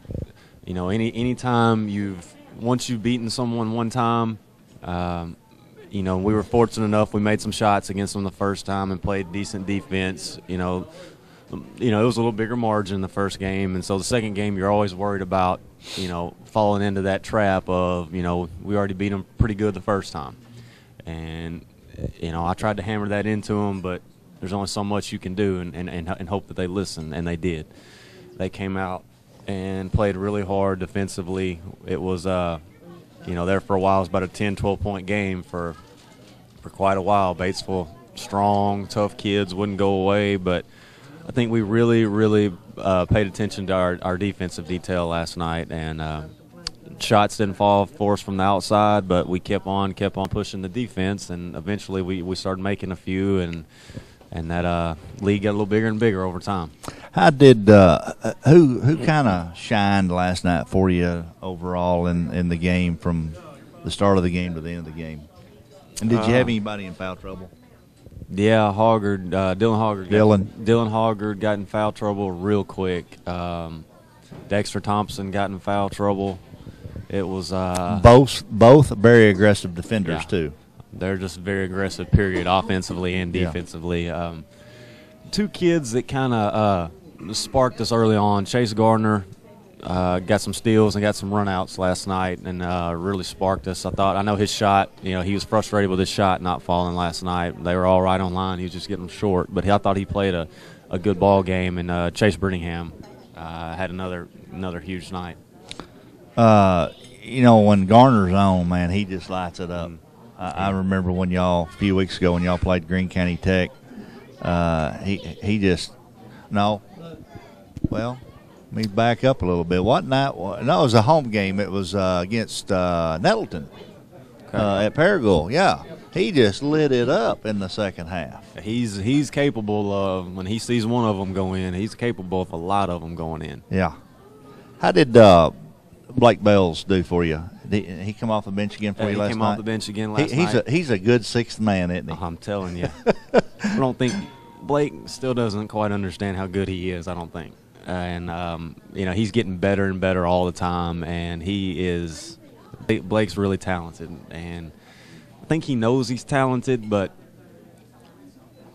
his ceiling, I guess the right way to say this, he hasn't near reached his ceiling yet. Well, he's a humble kid. He's a very humble kid, yes. I know his parents, and I know them well enough that they're going to teach him to just go out there and be a good person and absolutely, do your best on the floor and don't worry about nothing. And that's basically what he does when he know. That's the neat thing about your team is, and every team should have this. Not all do, because sometimes you get teams that have a lot of selfishness and it's all about me. But that's the great thing about your team this year and their success is they all know their roles, and they know what they're supposed to do. If they're the 6th or 7th man off the bench, they realize that night in and night out. And once they get into that game, whether it be Dexter Thompson or Blake Bells or any of those kids, they go out and perform. And they do the best they can. It's and knowing your roles and knowing your place, knowing their strengths and weaknesses, they're very good at that.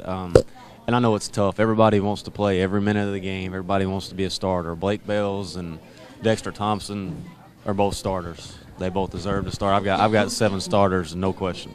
In today's time, you can't hardly play the whole game though.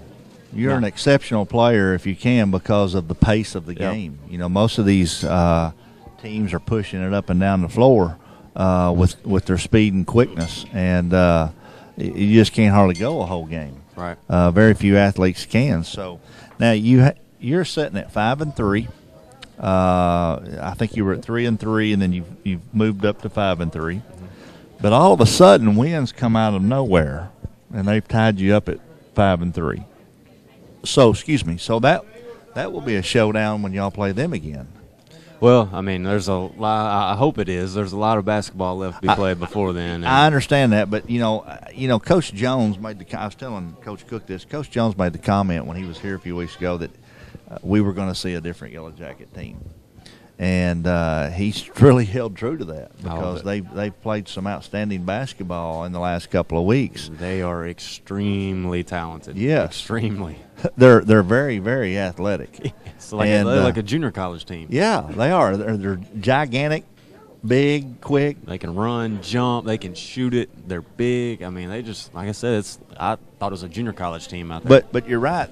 First thing you got to do is take care of Blytheville Tuesday night. Yeah, that's what I always tell my kids. The biggest game is the next game because right. They're all important and they all count the same. You got Blytheville Tuesday night. You have who you have? I believe it's Forrest City.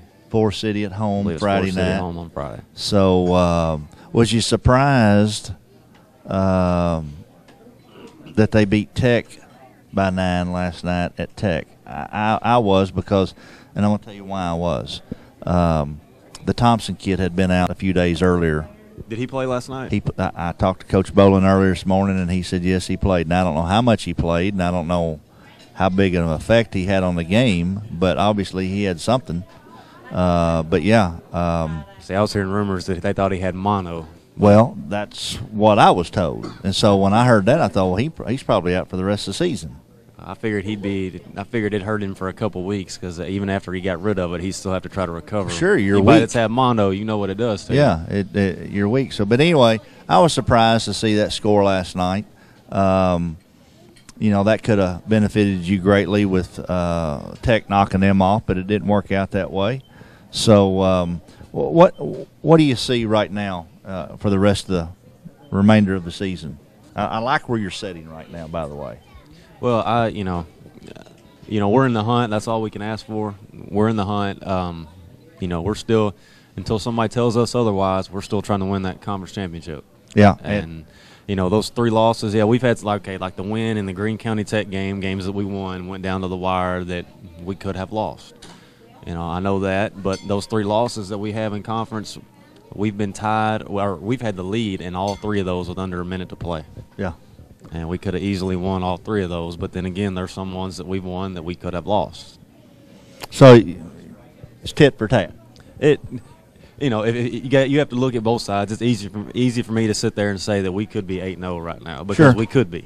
But then again, we've won some of those that that we could have lost also. But are you pleasantly surprised right now with the way the players are performing and playing at this moment?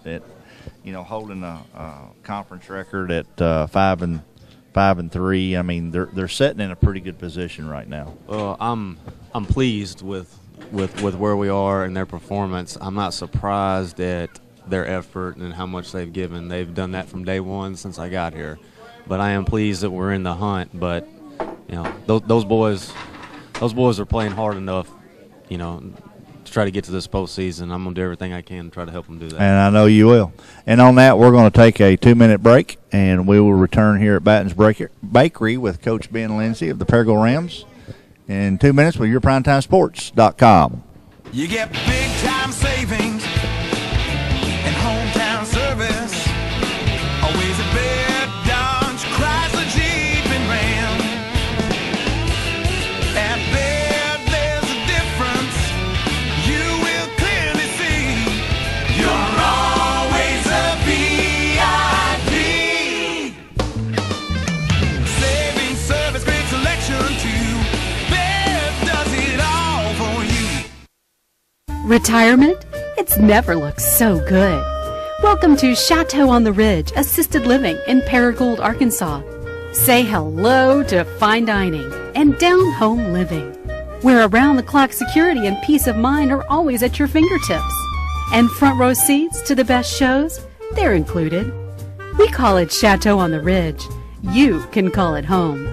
Call or visit today to get the whole scoop.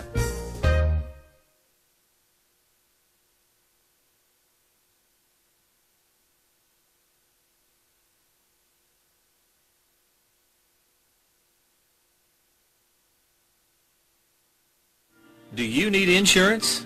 If the answer is yes, let Chris Robinson and his staff at Chris Robinson's Insurance Agency handle your needs. Whether it's auto, life, business, or planning for your retirement, Chris Robinson's Insurance Agency is ready to serve you and your family. Come by Chris Robinson Insurance Agency, 1211 West Court Street in Paragould. Through the years, First National Bank has created memories, starting new relationships, handing over keys and responsibilities, planning for the future, and building foundations, realizing dreams and destinations, sharing a lifetime of memories. First National Bank. Welcome back to YourPrimetimeSports.com. This is Double G Sports Talk Saturday, live from Batten's Donuts and Bakery in the Paragould Plaza. And Clifton is still with our guest from the Paragould Rams, the head coach, Ben Lindsey. You were single G last night, weren't you? I was a G and a D, Mikey Dupuis. So that those I'm gonna stay away from that comment. See, I could have, but I didn't do that. Yeah, let's don't go there. Okay. Let's get back into Ram basketball and the success they're having this year with their new head coach, Coach Ben Lindsey. And let's talk about what all we got coming up. And well, first thing I want to say a couple things. Our fans, that anybody that was at the Wynne game last Friday night, our home crowd was phenomenal. And I can't thank y'all enough for the support. Can't tell you how much it means to the boys. That was a big time atmosphere that we had. That's what it's like.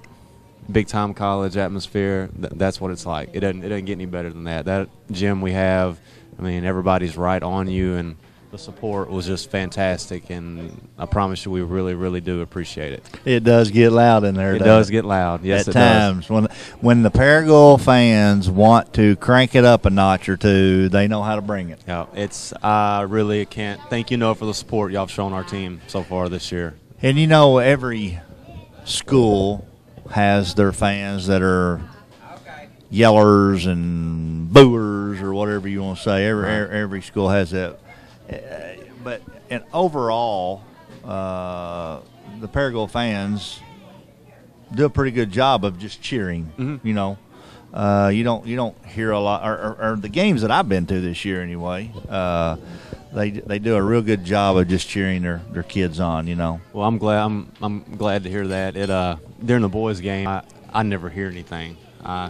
Well, you're focused. I'm so zoned in. Yeah. I never hear anything. So that's that's good to hear. And I'm also glad we kind of switched the seating up for once. A couple of the kids at the school were wearing me out, and I'm sitting behind that round table back there. I guess apparently we had on the headset, and so I had my hands down here the whole time.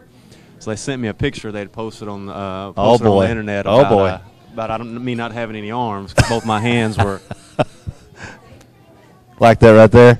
Like that the whole time. So I don't do Twitter, I don't do Facebook, any of that stuff. But one of the kids sent it to me, and I said, I never know what to do with my hands, and I put hashtag Ricky Bobby on there. Grim shaking his head up there. So I'm assuming I used the hashtag right. I'm not sure, but I get an A for effort. Well, this was Grim's idea. This started last week of him being the production manager over there and controlling everything from a distance and the camera and putting us at the table. So well, you can move me back as long as I got to show that I do have arms one time. I think we're good. Well, the only thing I know is he could be a puppet for anybody knows. The only thing that I know is by this setup like this, we get the crowd in the background, and you notice, Mingle, that line went from there all the way to, well, I think there was 2 people standing outside the door with the door open. I'm telling you, I thought I was on vacation in Florida, like Krispy Kreme at like 6 o'clock in the This morning. place was covered up, wasn't it? But by doing it this way, the camera's not looking outside, and we don't have goofy friends of ours coming up to the window making faces anymore.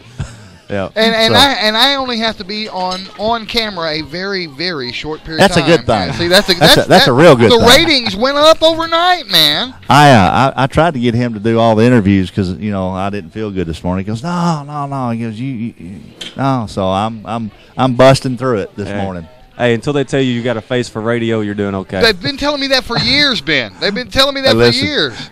Both of us have a face for radio, okay? Hey, at least they don't have yours, gigantic faces of yours blown up at games for everybody to see. Is that not hilarious? The first time I seen that, whose idea was that? I'm not sure. Sure. Dave, exactly.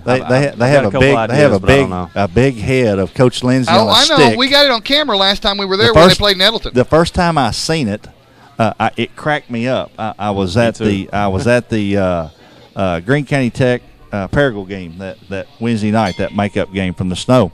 And I'm sitting over there in the chairbacks, and I look to my left, and the Paragould student section is waving this thing.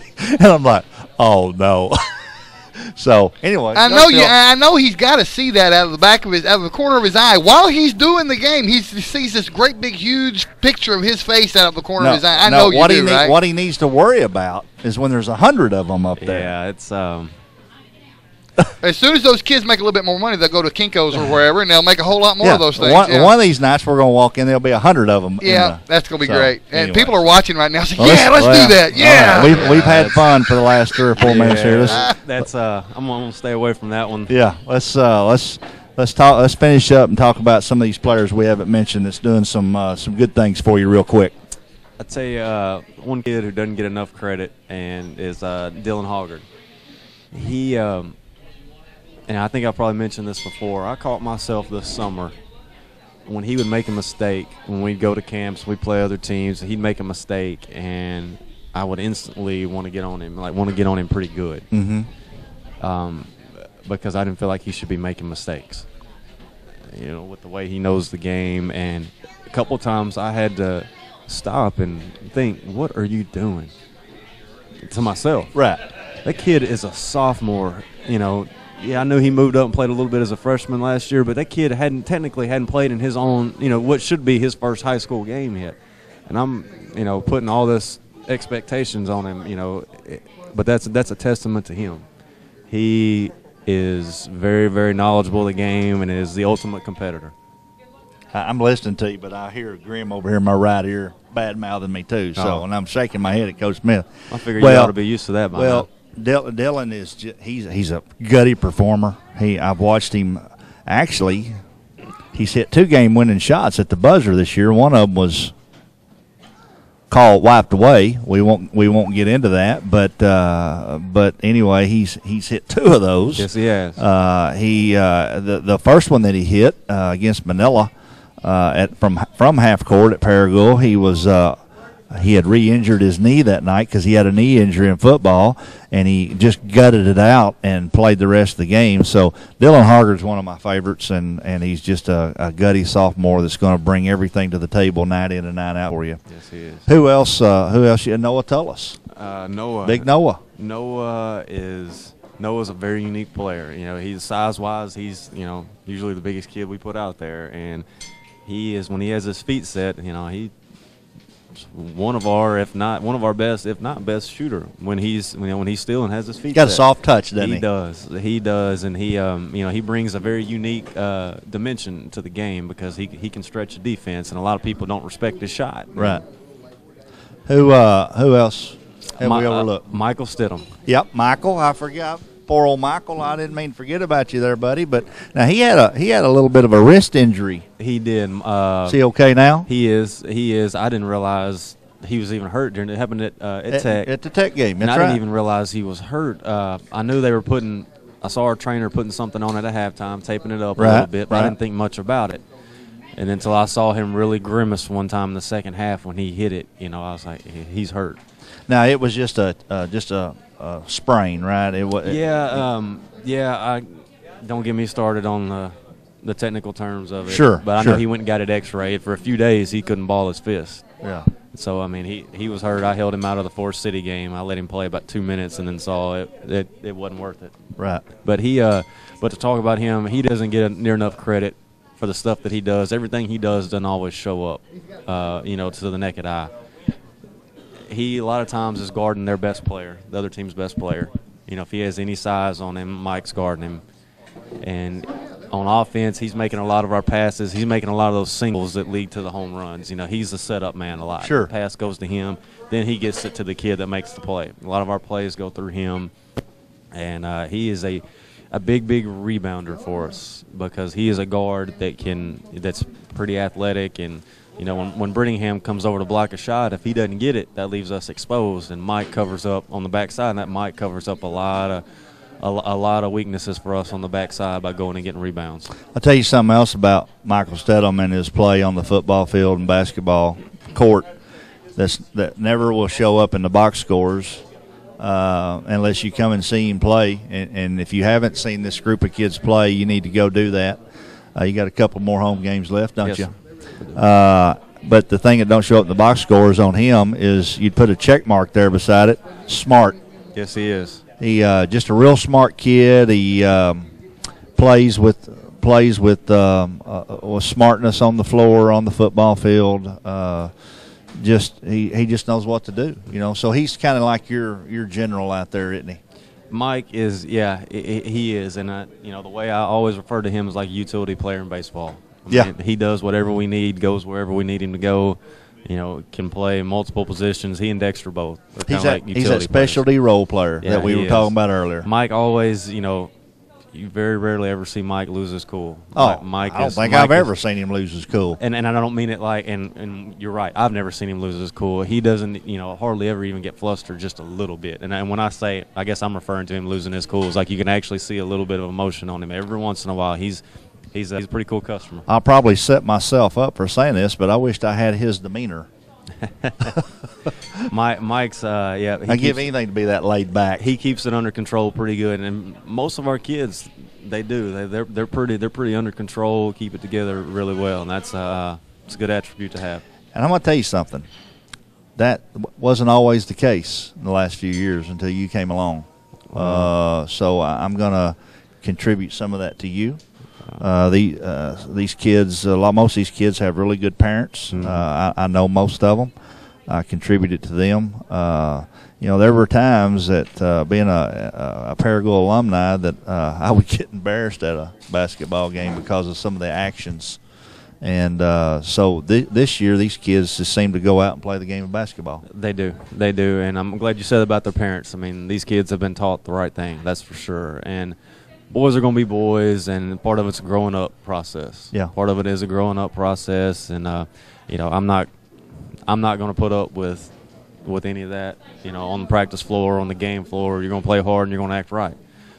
But with that being said, They haven't put me in that situation. Sure. They've done it. It's been them. And it's no not question. it's not just on the floor; it's off the floor. They do it off the floor too. So just good group of kids. Coach Cook, I couldn't brag enough on his girls. I really believe that we're very, very fortunate and very lucky to have two 5A East schools in the same community. With pretty much overall a great group of kids on both sides, both schools. But like you said, kids are going to be kids. They're going to be teenagers. Right. But overall, I think you do a tremendous job with them, and they go out and play basketball. So we're going to wrap this up. David's already given me the hand gestures, which I was fixing to wrap it up anyway. Okay, there, all right. Big boy. Okay. And we still got one more guest. I know we got one more guest, so we're gonna take a 2-minute commercial. 2, yes. And we'll return live here at Batten's Bakery in 2 minutes with yourprimetimesports.com. Thank you, Coach. Yes, sir. Thank you. You get big time savings and hometown service. Always a bed, Dodge, Chrysler, Jeep, and Ram. At Bed, there's a difference you will clearly see. You're always a VIP.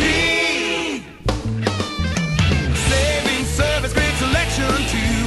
Bed does it all for you. Retirement? It's never looked so good. Welcome to Chateau on the Ridge Assisted Living in Paragould, Arkansas. Say hello to fine dining and down-home living, where around-the-clock security and peace of mind are always at your fingertips. And front row seats to the best shows, they're included. We call it Chateau on the Ridge. You can call it home. Call or visit today to get the whole scoop. Do you need insurance? If the answer is yes, let Chris Robinson and his staff at Chris Robinson's Insurance Agency handle your needs. Whether it's auto, life, business, or planning for your retirement, Chris Robinson's Insurance Agency is ready to serve you and your family. Come by Chris Robinson Insurance Agency, 1211 West Court Street in Paragould. Through the years, First National Bank has created memories, starting new relationships, handing over keys and responsibilities, planning for the future, and building foundations, realizing dreams and destinations, sharing a lifetime of memories. First National Bank. I have no words for what you're about to see on the screen, folks. Let me push the button so you can see it now. Look at that. What in the world is sitting next to Clifton? It's head Lady Raiders coach Jason Smith. What are you wearing, Coach? Well, to be honest, he's not on.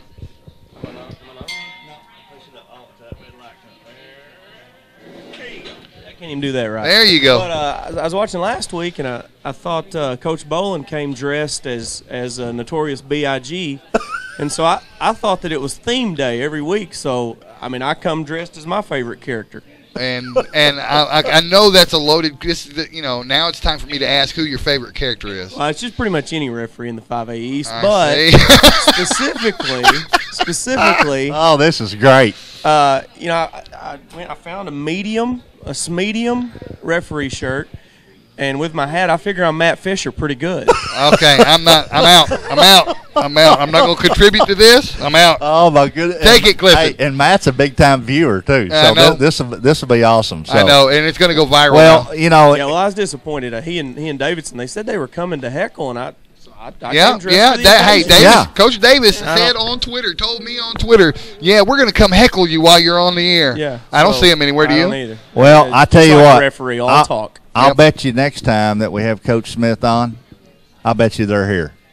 Since we're giving them all this grief. Okay, well, and they're watching live right now. That's okay. I'm 100% certain. Hey, I hope 1,000 people are watching live because they're probably sitting there laughing as hard as I am. Wait a minute, I want to get a good shot of this. I did ask this question when he sat down before we came back from commercial break. I said, Coach, you been reffing this morning? He looked at me and goes, Nope.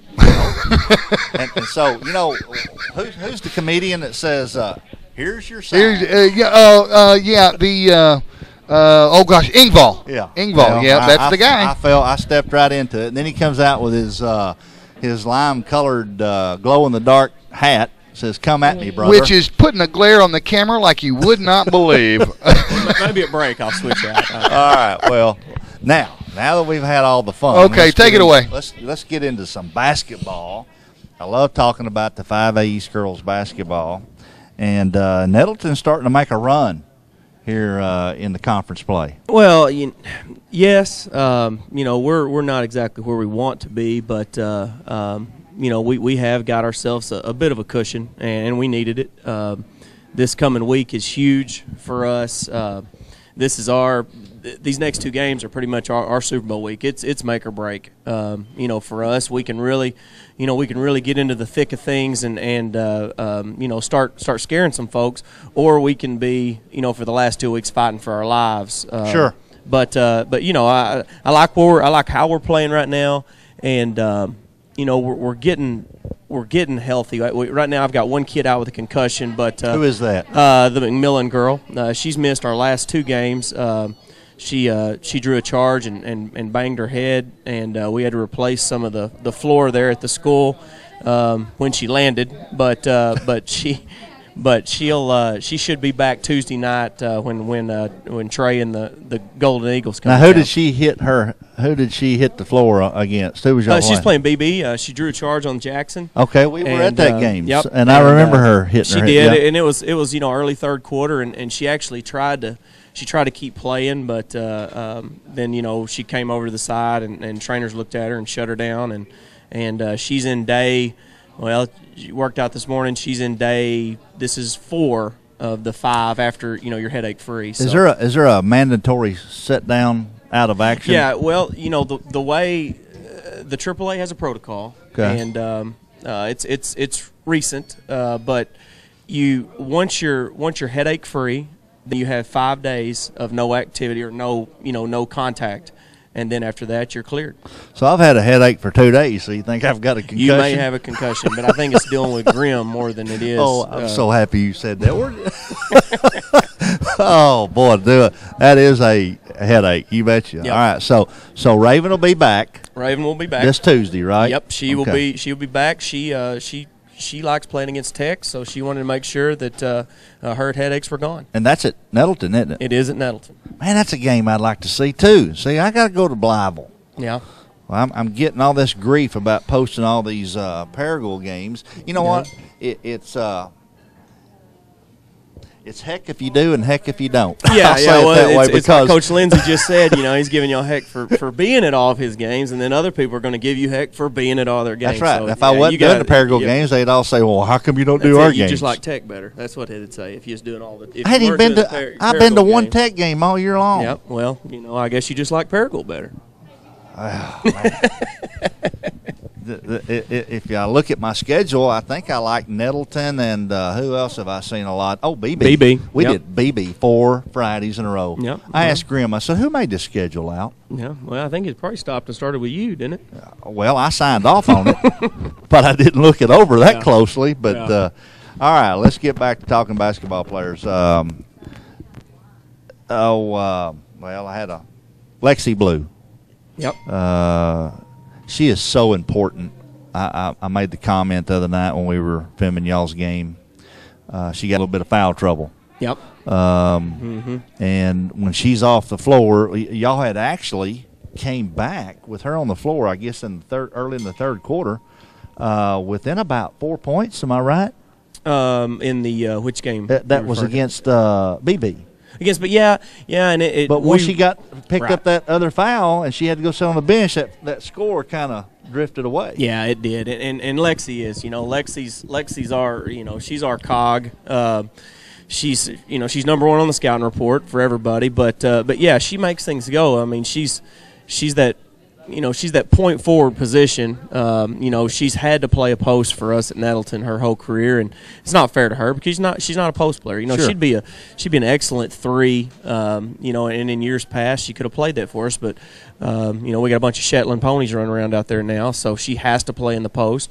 And BB, I felt like the first half we played perfect. We missed 5 box outs that led to 12 points, and when she's not out there, it really hurts us, and it puts us in a it's like we got a broken hand. But then she played a little timid there in the third. In foul she didn't trouble. Pick up that 5th She foul. didn't want to. Yeah, she didn't want to, and that hurt us. And BB's they're so good that they got that spurt ability, and they went on one of those 8-0 runs and pushed it up to I think 12, and at that point we